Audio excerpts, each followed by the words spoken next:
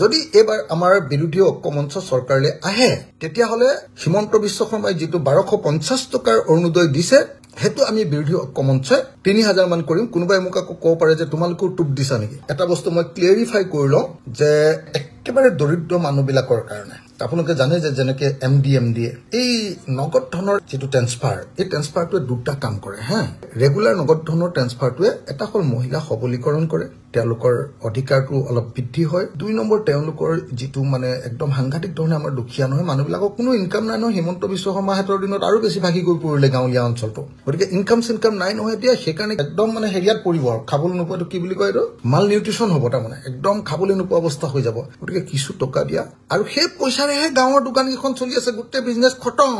গতিকে অৰ্থনীতিৰ পিনৰ পৰা মহিলাৰ সবলীকৰণৰ দিশৰ পিনৰ পৰা এটা বস্তুত আমি কৰি দিম যে হিমন্ত বিশ্ব শৰ্মাই 1250 টকা দি মাত্ৰ কেইগৰাকী মান মহিলা গাঁওখনৰ 40% 50% মান মহিলাক দিয়ে আমি 100% মহিলাক দি দিম আৰু হেতুক লৈ কেতিয়াও ব্ল্যাকমেইল নকৰো যে বিজেপিক ভোট দিলেহে যেনেকে